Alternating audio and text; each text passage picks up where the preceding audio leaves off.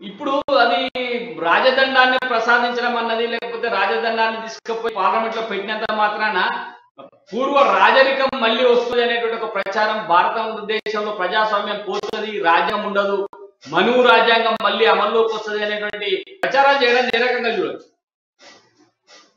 అన్న ఇప్పుడు అన్న చెప్పినట్టు వాళ్ళకు ఏ అస్త్రం దొరకలేదు. ఇప్పుడు ఎన్నికలు దగ్గర ఉన్నాయి.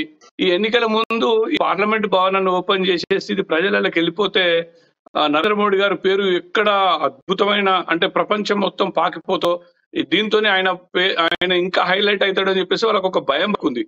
ఆ భయంతోనే చూడు ఎంత అద్భుతంగా ఉన్నది. ఆ విజువల్స్ చూస్తుంటే నాకు అనిపిస్తుంది నిజంగా 70 సంవత్సరాలు స్వతంత్రం వచ్చి ఇన్నేళ్ల నుంచి అదే పాడుపడ్డ కొంపలో ఉన్నట్టున్నాం.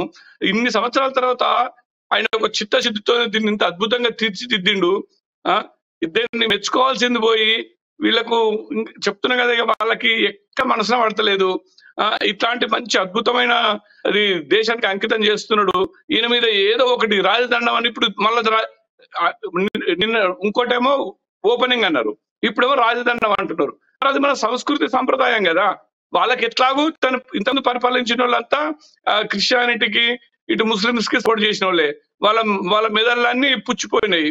మరి ఇప్పుడు మన భారతీయ సంస్కృతిని మన పూర్వీకుల గొప్పతనాన్ని ఈ రాజదండంతో చూపించడం వల్ల తప్పే ఉంది. అందులో వాళ్ళు జీర్ణించుకోలేకపోతున్నారు.